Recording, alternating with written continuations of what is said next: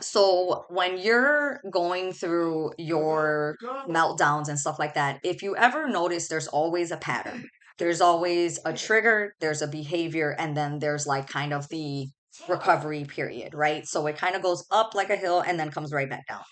So the whole purpose of this live is to give you strategies on how to de-escalate once your situation is escalating.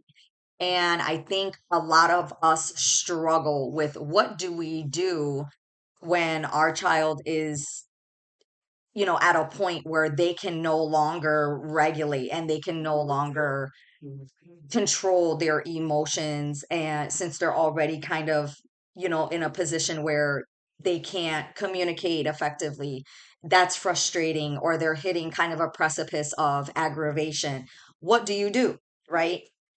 And so these strategies are to help us think through the situation instead of reacting to the situation. So this is for hi Matt, how are you?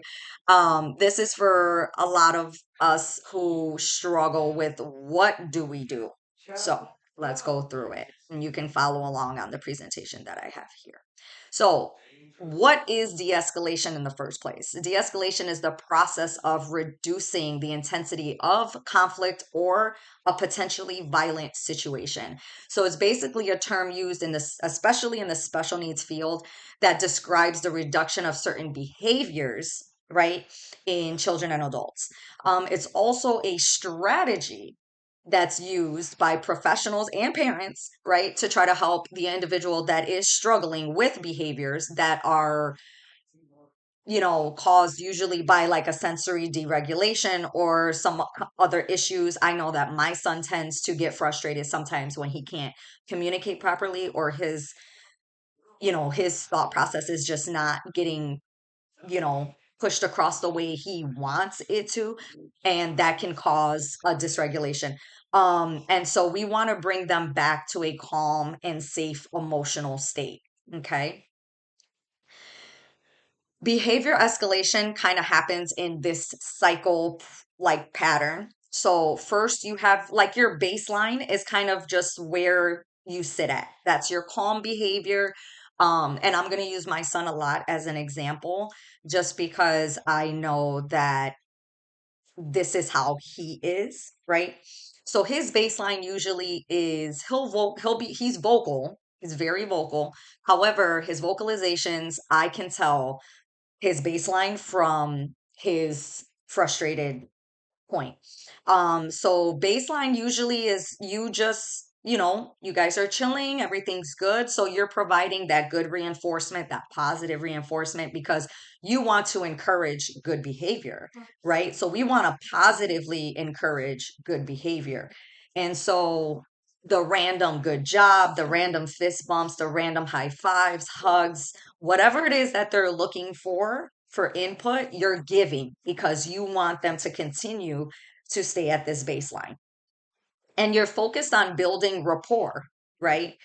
You also want to practice your calming techniques, your coping techniques at baseline. You never want to try and practice coping or calming techniques when you are in a frustrated state, because at that point it's not getting through and it might end up being even more of a trigger than it was, prior.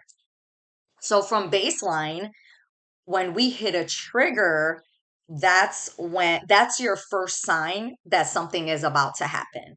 So triggers can be hunger, being tired, bored. One of Gabriel's biggest triggers is boredom, for sure. I usually refer to it as understimulation, but overstimulation can be a trigger as well. And so sometimes a trigger can be asking them to perform a task. They don't want to do it. And so then it upsets them. And so there's your trigger, right? So what you do in that situation is, oh, thank you so much, sweetheart. Now this is a sweater for sure. Asked me. I know, but you were taking forever. I thought you kind of got over it. Thank you. All right, go ahead. Go do whatever it is that you're doing. Okay.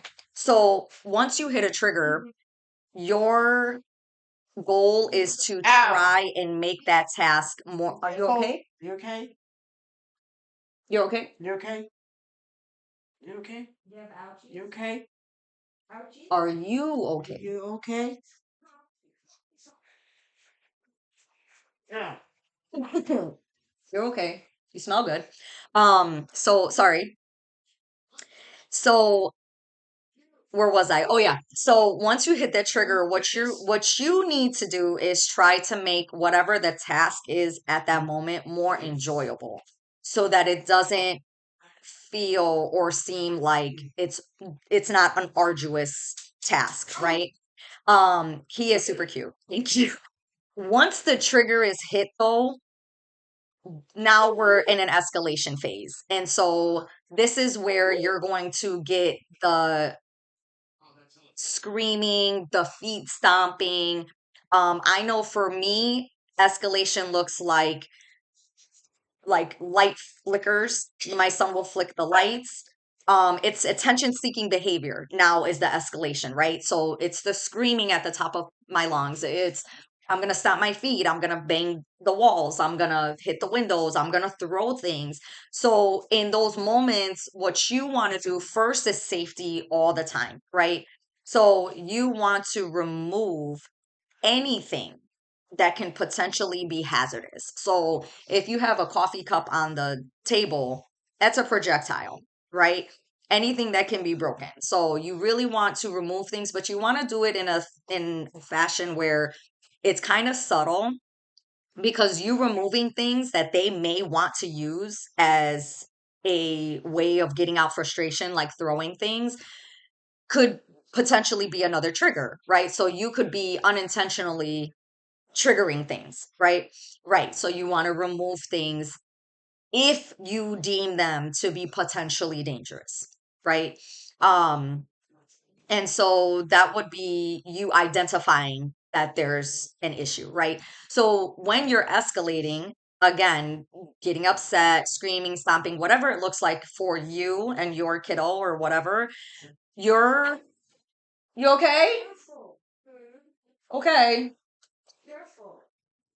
What you need to do is identify the agitation, right? You want to redirect, you want to model coping strategies. So, a lot of times, I'll do our biggest coping strategy is breathing.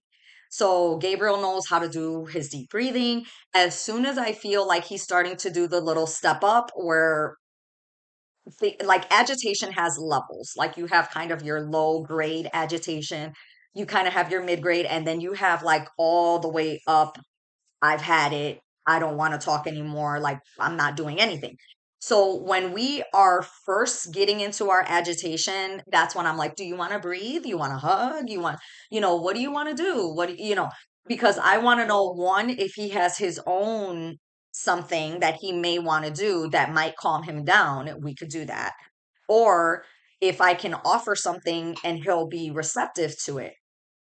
If not, usually we'll do the breathing, we'll do hugs, we'll do pressure. I have his vest. We'll do all of those strategies.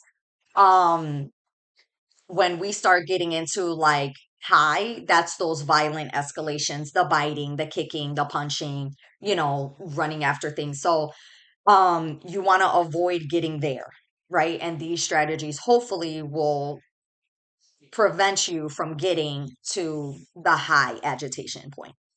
After there's an escalation, crisis is your high agitation point. That's when you are in an unsafe situation. There's kicking, the property destruction. So when I talk about like the kicking of the walls, the hitting, the breaking of the windows, I know I have a broken window.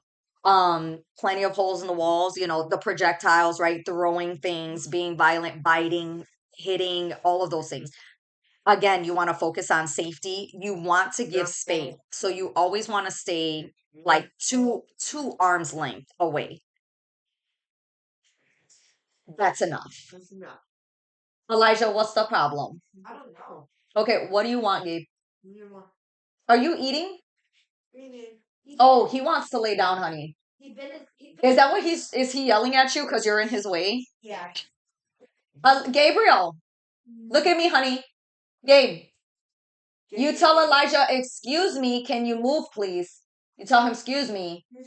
Okay. Go sit on the other couch, baby.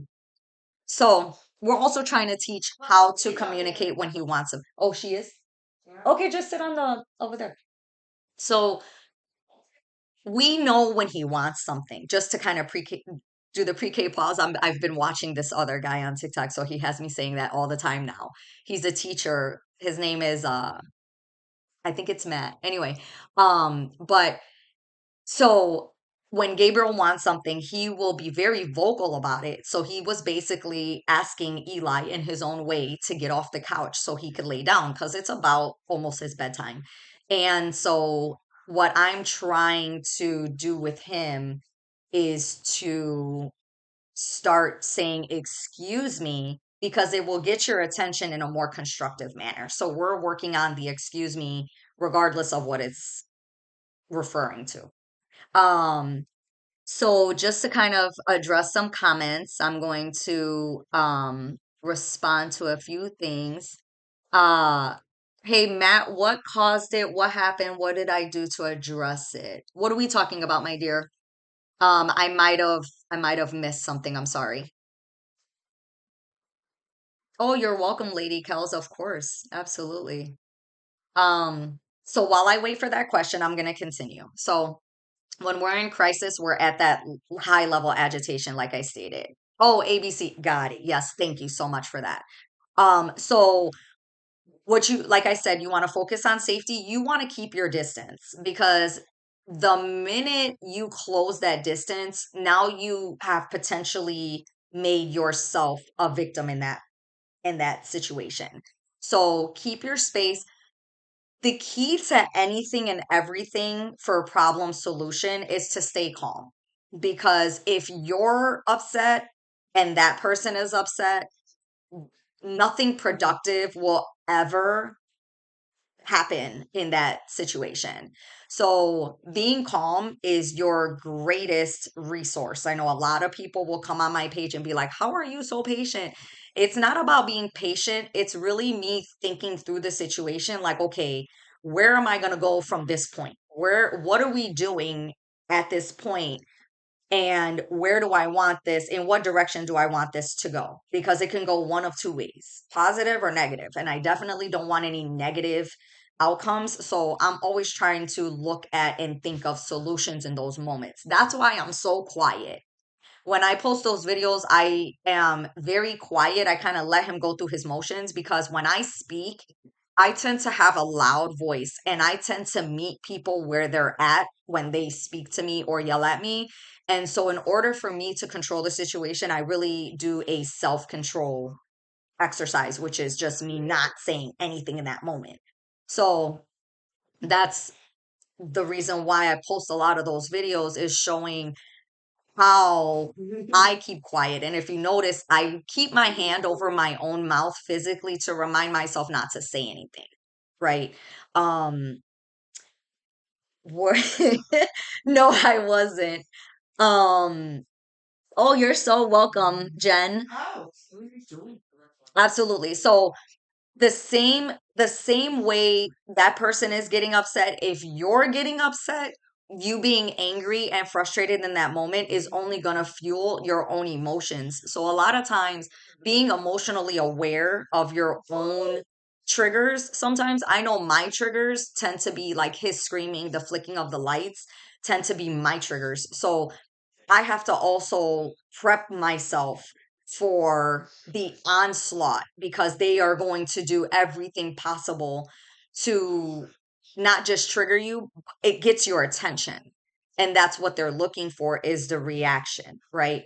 So right, walk away if you can, but always maintain control of the situation. Like I will walk away and put space, but I'll never leave the area. I always have eyes on what's going on because I don't want him to hurt himself or somebody else. But part of that, part of the crisis situation and that particular step is to also separate everybody else who's in the vicinity, right? You want to remove everybody possible that could be one, a trigger for that person, or two, a victim in that situation. You don't want anybody getting hurt. You don't want anybody to, be kind of in the way of the calming process either. And so you also want to provide reassurance. I don't know if you guys have really watched those videos that I post in detail, but a lot of times I'll be like, you're okay. You're okay. And just to kind of like calm the situation, because hearing that you're okay, he'll repeat, you're okay, you're okay. You can kind of hear him in the background, like he's starting to kind of bring down just a little bit because I'm giving him reassurance and reinforcement that he's okay, so that it's okay for us to calm down. It's okay for us to relax. It's okay for us to, be quiet and stop yelling and all of those things, right? Because it's okay to not do those things, right? We want you to not do them. Um, I can send you the live recap for sure. Absolutely. Um, the next portion of that is the de-escalation. So that's your key right there, right? And so for de-escalation, that's when we're starting to calm down, right? So that's when we come back and we're like, you're okay. And that person, especially I know my Gabe has really heavy echolalia. So he'll come back and say, you're okay, you're okay. He'll just repeat everything. So what you want to do in that moment is you want to focus on all those calming strategies, right? We'll do, any kind of coping mechanism. So deep breathing, pressure, walk. Sometimes they just want to walk around, so there have been times, especially weather permitting, we'll just go outside. We'll walk to the park just so that he can get some fresh air, get some movement. A lot of times the deregulation is the dysregulation, I'm sorry, is from like sensory overload. And sometimes to get that out, physical activity is like the game changer for that. What you don't want to do is start rehashing the incident right then and there. You don't want to have the conversation. If your child is verbal, don't start going through, oh, well, you shouldn't have did this and you shouldn't have did that. Don't do that. Let them come down and you can debrief later. All right. Because we'll talk about debriefing in a moment. Once you're kind of coming down, your next phase is your stabilization phase. And so that's when you're completely in this calm state. And then we go back to baseline, right? So that's your kind of segue into your baseline. You want to show what they say respect and compassion and problem solve. So that's your that's your time to debrief. What could we have done better? What could have been worse? What went well, what didn't go well? And you want to debrief. You want to debrief with yourself. I do that a lot where I'll go through my mind and say, okay, I could have did that better. I could have kept my cool. I shouldn't have screamed. I should have moved this instead of getting in his way. I should have just put it away. So there are so many different things that I go through where I'm like, okay, how could I handle this better? Because the next time, because there'll always be a next time, whether it's the next day, a next week, the next month, following year, your goal is to get to a point where your meltdowns are further and further and further apart, right? Because that's how you know you're making progress. Okay. And so the debriefing is also with them. I talk to Gabriel all the time. I don't care that we have all these language issues. You're going to listen to me, sir, because I have something to say, right? And I feel like it's important for him to hear me speak and say, hey, when you're mad, get your talker, because that's what you want them to communicate. Get your binder. A lot of times when he's frustrated, I'll be like, tell me what you want. Use your words, right? And so whether it's his talker or his binder, we're using words, right? Somehow to communicate. Mm-mm-mm. Now, there's also a portion in here that, not that I skipped, but we went around first because the outside of this photo of this slide is the person's escalation, right? So whether it's your child or an adult or somebody you're taking care of, in the middle of that is the caregiver escalation. Again, you have to control your own response and you have to be the model that they're following. So if I'm calm, they're going to see me calm and come back to a calm state. If I'm all over the place, if I'm screaming, if I'm hollering, if I'm throwing things, they're just going to do the same thing that I'm doing because somehow in their brain, they're going to get what they want if that's how they behave. And so you're trying to avoid them doing that, right? So you can't do it if you expect them not to do it. So you have to be the model. And I know that's really tough for a lot of us. Trust me, it took me a long time to learn that. But especially children will always model the behavior that, thank you so much, will always model the behavior of the caregiver that is, or the adult that is around them. So if you think about it like any child, yes, children model what they see, especially behavior. So, how can you help? So, challenging behaviors, they happen. It doesn't matter whether your child has special needs or not, because this kind of de-escalation can work for anybody, right? This is not simply for special needs kids, but it is a strategy, but also kind of a way to plan how to de-escalate when you do have children that have not just challenging behaviors, but disabilities that prevent them from being able to communicate or sensory regulate themselves. Okay. So anytime, challenging behaviors happen, regardless, how you handle them is going to make all the difference. So de escalation doesn't prevent challenging behaviors. However, they can help diffuse the situation prior to it escalating even worse. So the goal is to stop and, bring things back down before they hit a crescendo. Some of the ways you can support a child that is experiencing a meltdown is learn to look for your early warning signs. Those are your, you know, kind of pre-triggers, right? So I can tell that Gabriel is about to hit something in his brain, like something's bothering him. His vocalizations change. They go from being high pitched to very low. So when he gets that like low rumbling manly voice, I know he's starting to get upset. Um, right, absolutely. Absolutely, because Gabriel be swearing all the time.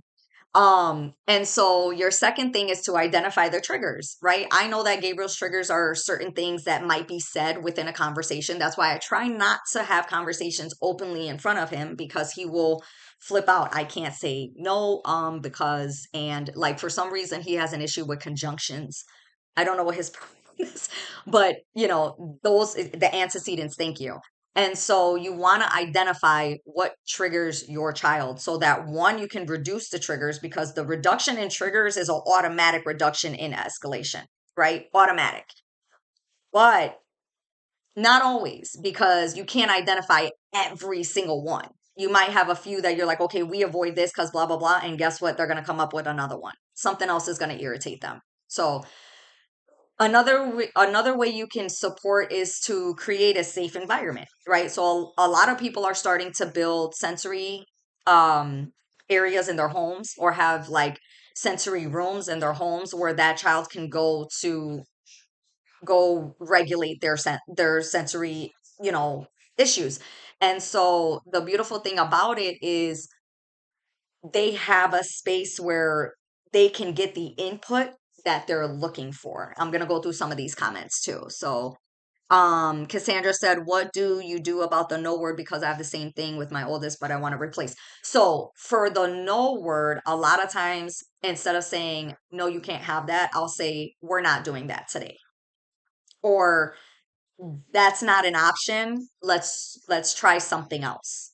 Or if he comes to me and he asks for something, I'm like, we can't have that, but you can have this. So while I'm still removing, right, I'm still negatively responding to that question because it's still no, but just not that word, I will offer an alternative or some kind of other option. So try that, see if that helps you. So you're creating a safe environment. You also want to develop routines, right? So developing routines creates expectations.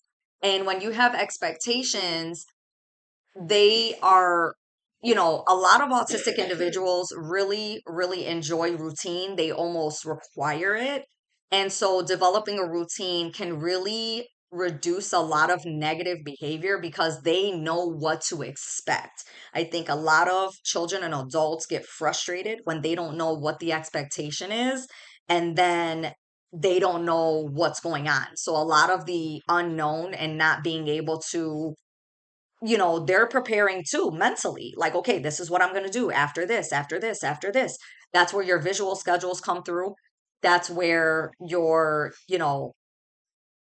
binders and your communication devices come through, where you can, develop that routine and they know what they're doing, and you can reinforce that through their communication, their preferred communication. You can also teach coping strategies. We have been, we learned some breathing techniques and we went through that. We also do a lot of stretching. I'm one that I go to the gym. So Gabriel, one of our coping strategies, like I know he likes to work out.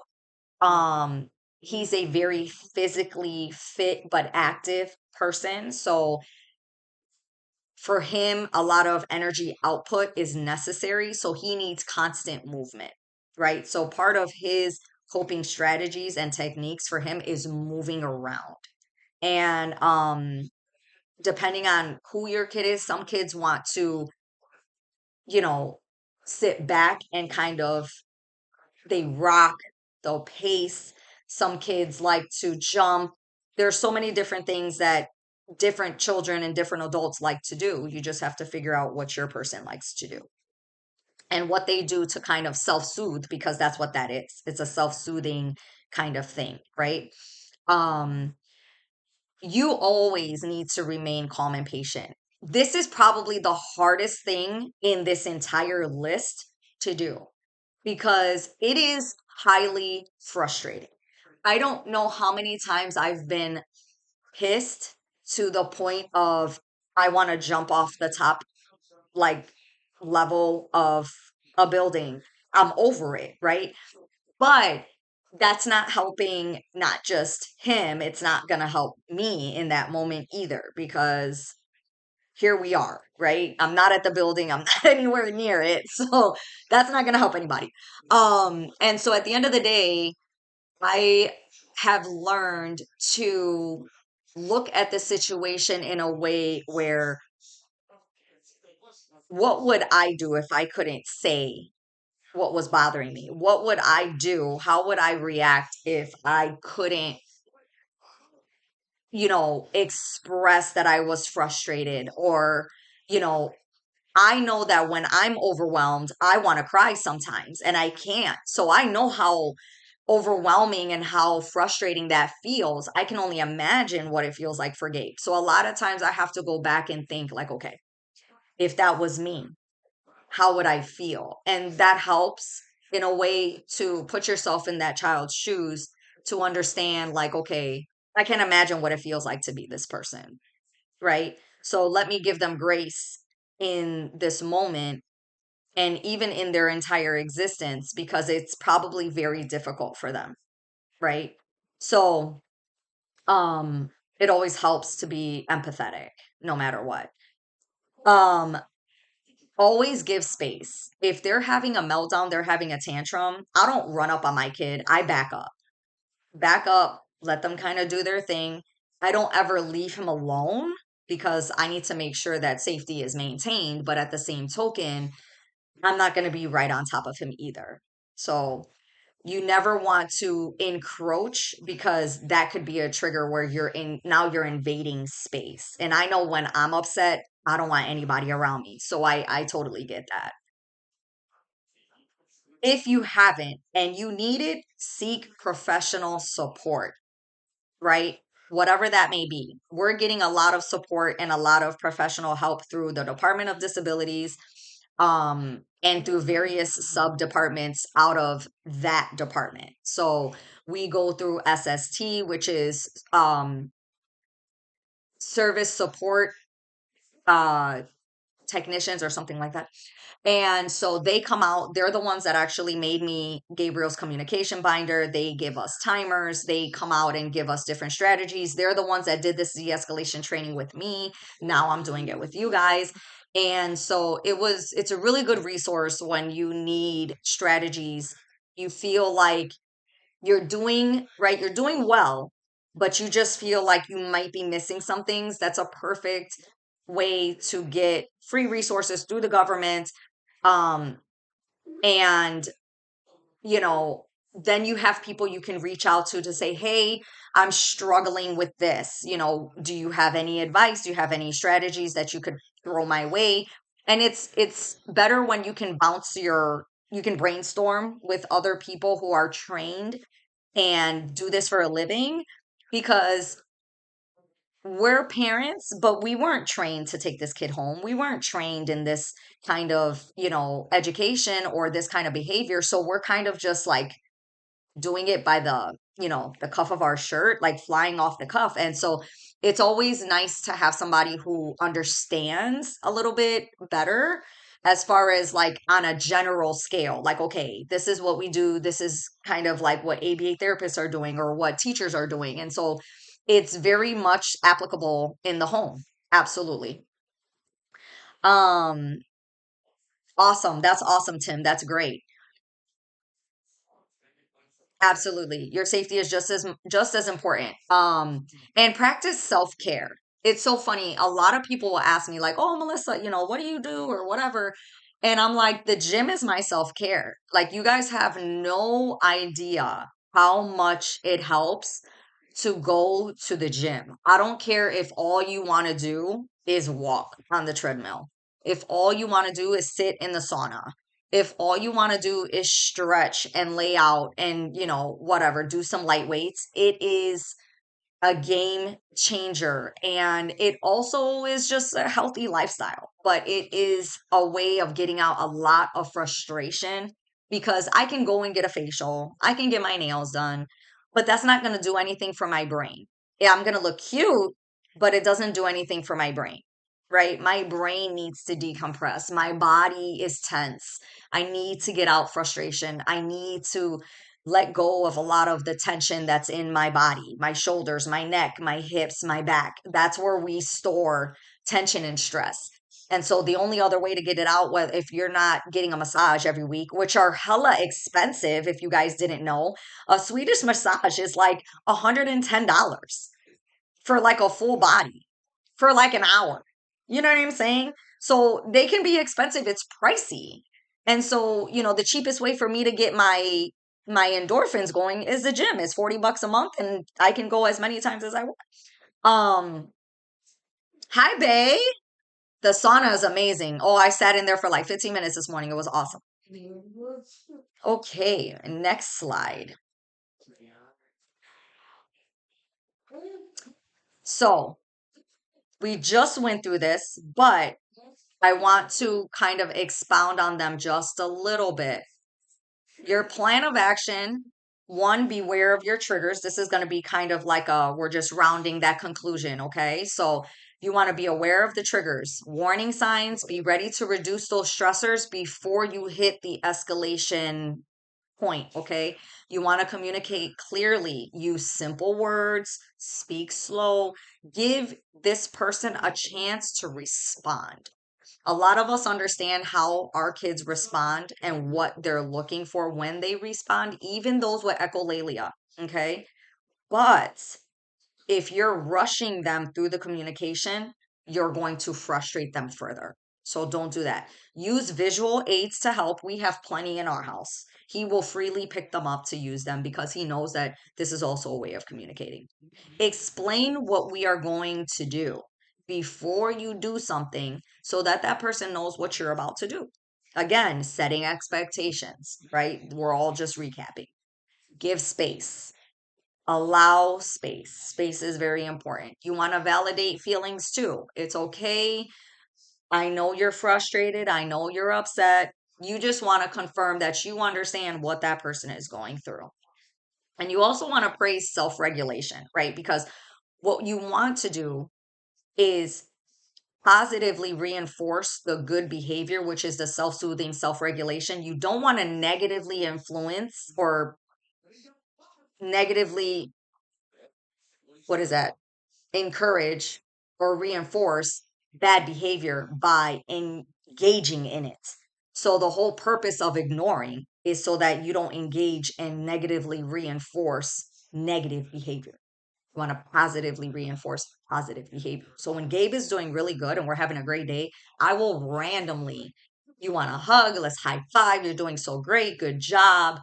You did amazing over here. Thank you. I appreciate you taking out the trash this morning. You did the dishes. That was phenomenal. Thank you so much. And it's just positivity, right? All day. It's can be exhausting. Pace yourself. It doesn't have to be all the time, but every so often, right? Um, and use calming activities.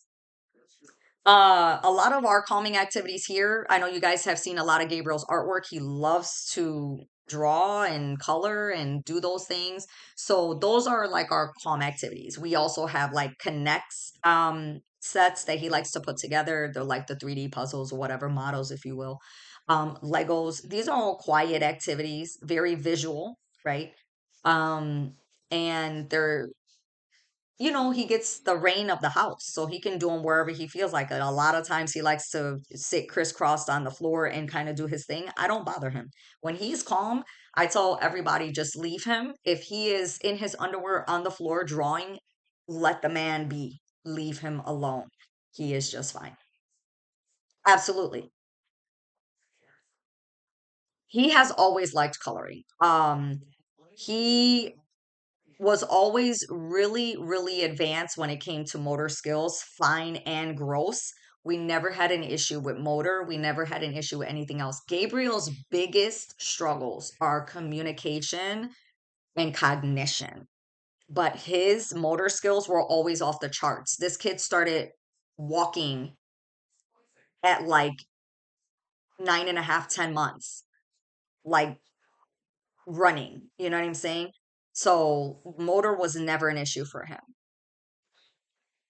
So here's your de-escalation strategies. Now, this is where they kind of pushed it down into basically 3 steps, right?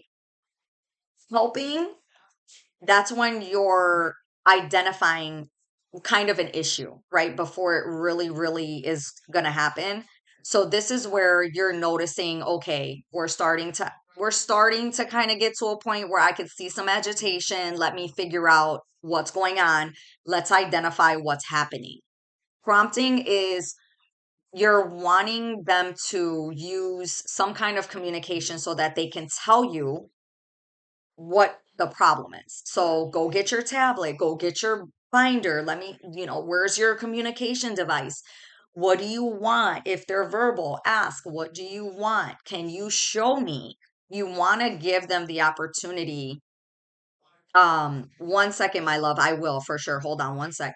You want to give them an opportunity to communicate that back. Again, giving space and time so that they can talk back. And then your last thing, waiting. Once they hit that point where they can't communicate because they're so frustrated, you just need to stand back and wait. Stand back and wait, monitor the situation, and just give them time to come back down because what goes up must come down. So once they kind of hit that and they gotten all that energy out, they will come back down into recovery.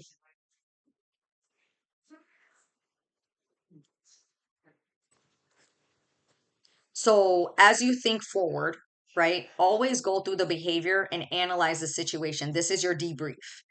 This is when you look at it and you say, okay, what triggered the meltdown? What could I have done better? What resources that am I lacking that could potentially help? Right? A lot of people that I have spoken to that have hit me up privately do not know what a communication device is. They have no idea what a binder, a visual binder is. They have no idea about these things. And I think for some people, small additions like that are huge for their situation. Is the communication effective? Is the communication that your child is able to use effective for them? Are they able to get their point across? Is it giving what it needs to give? Right? Does my child or my adult need better, effective, and easier ways to express themselves? Right? So, does my child's binder have emotion charts? Emotion charts are very helpful when a child is escalating because they can point and say, this is how I feel. And it has like faces and, like different emotional faces, like on the little chart. Also in their communication device, like if you have a communication device like we do, which, oh, here it is.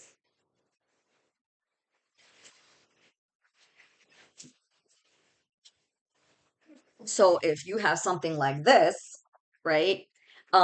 These will show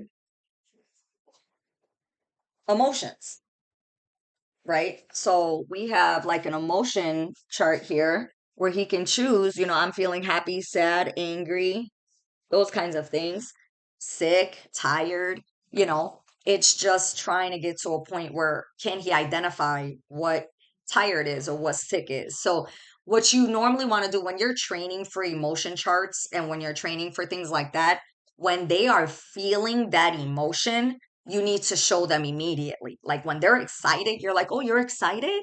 We're excited. If they're frustrated, say, okay, we're frustrated, we're upset, we're angry, we're, whatever, because you want to be able to mentally relate that emotion to what they're feeling in that moment as they're feeling it, right? Because how do you describe being happy to somebody who is communication like deficits all over the place, right? So you always want to do it in a visual manner. And there are a lot of different ways to visualize, right? Some people are mentally visual where they can see something in their brain, right? Without necessarily having to see it, right? You don't have to be there to see it. Like I can see a sunset in my brain because I've seen it before, right? So it's mentally visualizing. There are other ways to visualize tactically. A lot of blind people can do that, right? Because they don't have vision. So they tactically can see. So if you lead them through an area in their brain, they can come up with how that room or how that area looks, even though they've never seen it. So there are different types of ways to visualize. And I'll tell you guys where I got that from because I've been reading a lot of books lately. So kudos to me. Anyway, um, so also during your debrief, you always want to think, is there anything that made it worse and what made it better? Because what you want to do is repeat whatever made it better and not ever repeat what made it worse, right? Because you're trying to go in the direction of less meltdowns and far and fewer in between. Okay. You, mom, dad, aunt, uncle, caretaker, grandma, grandpa, teacher, whatever. You are your best resource, right? Because you know this person. You work with this person, are raising this person, you're taking care of this person, whatever the case may be. You are your best resource. Nobody knows them like you do. Okay? You spend time with them, you're trying to teach them, you're communicating with them, you know their triggers, you know what they like, what they don't like, all of those things, right? So you are your best resource. Gather all the information that you have come up with already and create your own crisis plan. Not all kids are the same, right? All kids are different, but create your own crisis plan so that it's individualized for your person. Anytime your situation pops up, you already have your plan in place. You already know what you're going to do. You know your strategies, kind of, everything that you're going to hit during that process. It will, one, reduce the amount of time that the escalation is happening, which when you talk about goal setting, it always starts with a reduction of time, right? So anytime you look at an IEP, oh, this person is going to do 8 out of 10 tries within an hour. And then the following IEP, it'll be 8 out of 10 in 45 minutes. And then the following will be 8 out of 10 in 30. So you're reducing the time, right? That's the goal. So the goal is a reduction of time for your meltdown and far and fewer in between. Also, your goal is to increase your own patience and your own ability to assess the situation, right? Because calm and patient is always the goal every single time. So that is the end of this training.